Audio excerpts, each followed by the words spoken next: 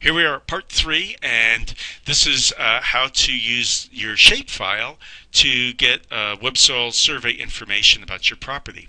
It's very, very neat. The biggest con of the whole thing is that you cannot load up, you can't get it to take your management unit map and then split the soil survey acreages based on management units. That's unfortunate that it won't do that. It just lumps everything together.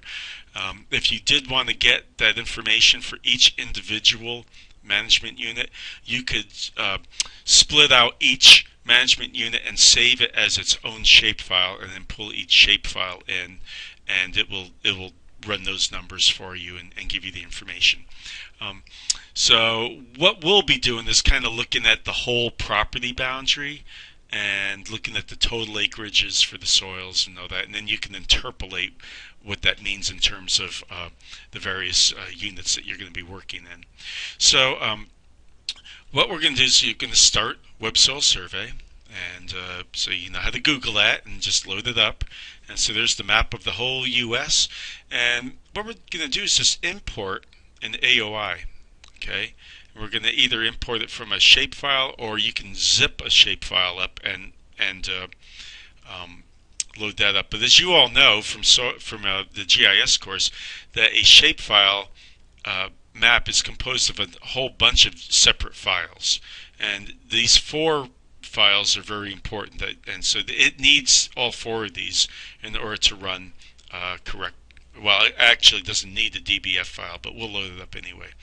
So you got to choose the file, and so I've got it pointing towards the M drive, and the boundary is the one I'm going to be using. So I'm going to load up the boundary shape for that one there. Okay, and then I'm going to go to the boundary SHX, that's the index file, and then the PRG, which is the projection file. And just for laughs, we'll pull in the DBF file, database file. Alright, so then you get those in there and you hit set AOI, and bada bing, bada bang, bada boom. There it is. Pretty cool, huh? I'll bet you didn't know that there's a road that goes right through the Fowler Forest up at the top end. Never heard of the Serenity Mountain Road. I think they got something wrong with their road systems on that. But this is, I mean, this is, everything else looks pretty correct on it. And there's that property right next to it where they did the harvesting and all that stuff. So it is kind of interesting. But there you have it. There's our ever-loving Fowler. And all you have to do is, at that point, is just move on to the next section. Go to the soil map. And there's your soils. Okay. Just like we're familiar with seeing, it's got all this good information about the different types of soils that are in it and the acreages of each. And again, it'd be nice to be able to break it out by management unit, but you could do that if you pulled in each management unit separately. But we're going to go ahead and add that to the shopping cart, and we'll just say Fowler Forest, and click OK.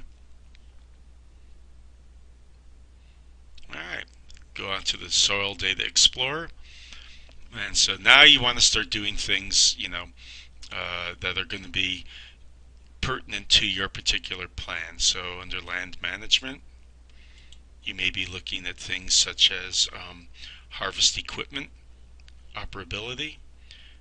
Really interesting to see what they say out there about the Fowler.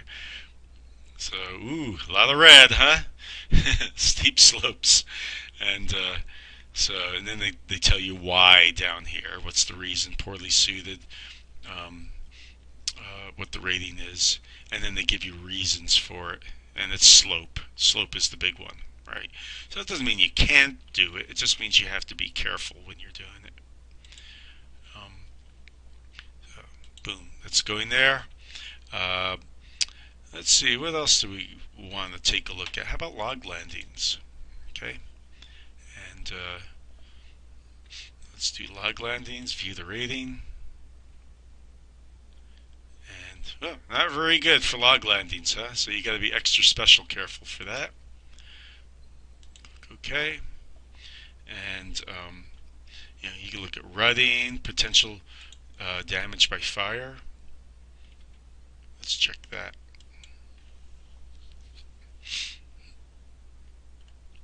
And so potential damage rating is low. That's kind of nice to know. Probably because it's a very moist site. And add that to the shopping cart.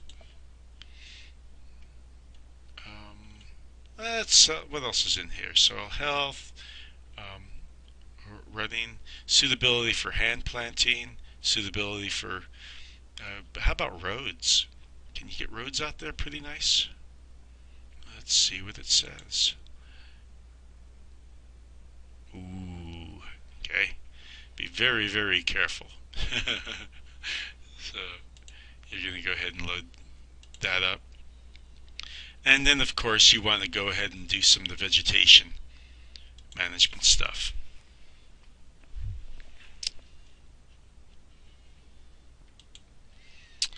So let's take a look at forest productivity, tree site index, and let's see what yellow poplar looks like there, right? And view the rating. And gee, guess what? Surprise, surprise. Yellow poplar does really well over in those plot soils. What's interesting is that you don't see it listed here. There's a huge stand of yellow poplar right here, and they're saying that the Edneyville is doesn't have a very high rating for it, or that they don't rate it for that, which is kind of interesting. But look at that, 113 over here in those plot soils, pretty high. Okay, about as high as you can get, be my guess. And so let's go ahead and save that. That's a pretty important piece of information. Let's see what it looks like for oak. Let's just go with northern red.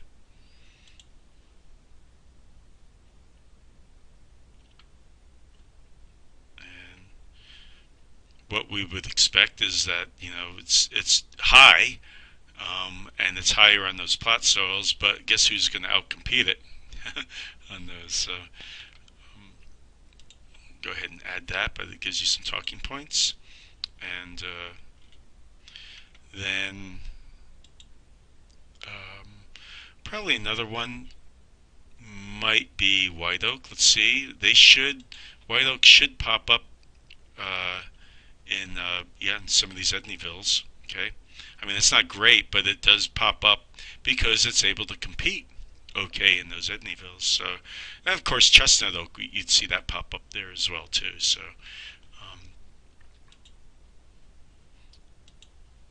and then last but not least, let's take a quick peek at the black cherry, because black cherry out there has always impressed me, um, especially up in that north compartment. And so they're showing that it's pretty good, okay, on those plots as well. So, yellow poplar and black cherry, probably ash, black oak, northern red oak. Those are all the good ones that you're going to see on those sites. And then on these Edneyvilles, you're looking at oaks, white oaks, and red oaks are the predominants there. So I'd go ahead and save that. And anything else that you feel is important, if they're thinking about putting a house out there, you may want to check, for like sanitation type stuff, waste management, sewer lines and that kind of, septic systems and those sorts of things. So, at any rate, that's the same old, right? And then you go ahead and go shopping cart.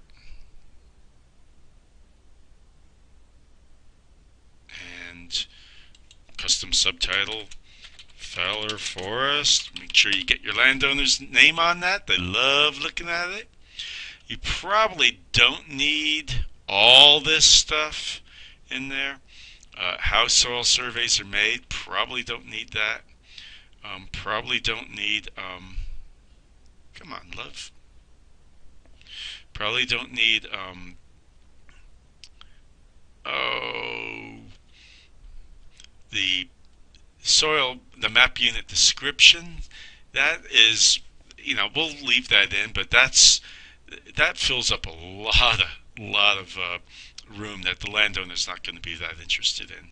What they want to see is this kind of stuff, okay? And that's really what you're going to be talking about. But that'll create a really large thing, and you can leave references in there. That's good. Check it out, and of course you want to go ahead and use the email, because anytime you use anything larger than the very, very small reports, you probably want to just go ahead and let them send you a message when it's ready. Okay. So after waiting a couple of minutes, here is the custom soil report, and I'll pull that up. If it decides it's ever going to load. And it loaded it up. It's over on my other screen. I'm going to pull it over if my computer wants to behave. There it is. Hey! So, nice PDF file. Pretty as you please, just like you've seen before. And so, really nice to be able to have that. Something I didn't mention to you either is that you actually have layers that you could turn on with Web Soil Survey. And let me go back to the soil map, just so that you see this. If you click on Legend here, we'll let that load up.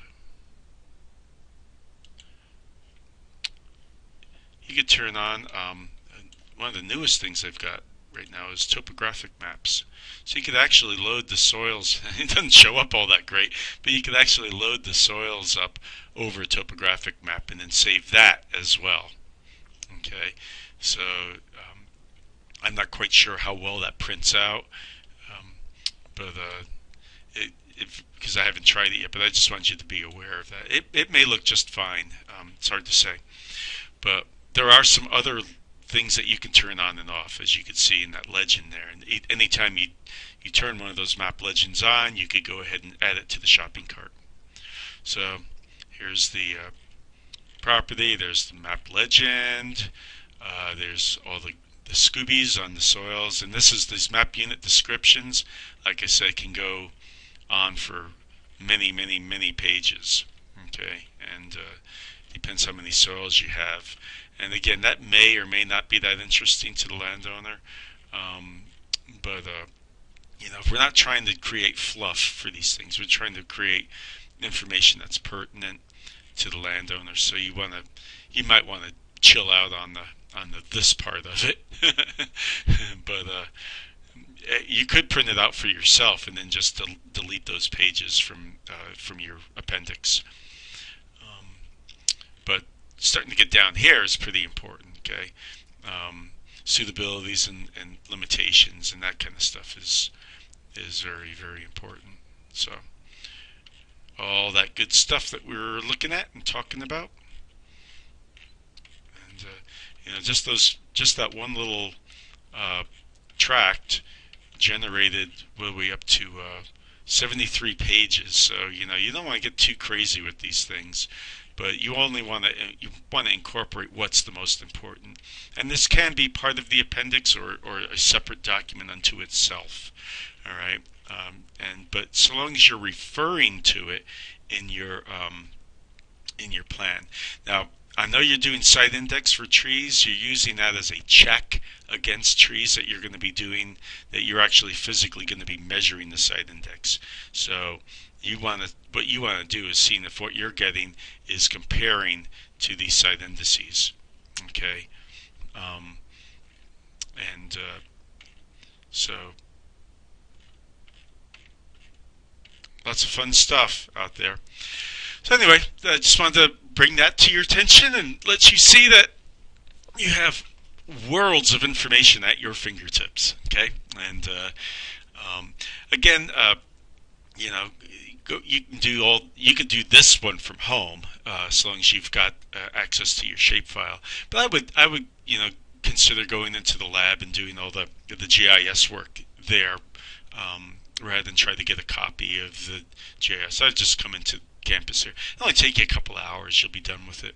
And what it will do is it will get you back up to speed, so that when you are working on your property, you're going to be ready to go with it. Okay, so that's the purpose of all this. All right, so y'all take care, and we'll see you in class.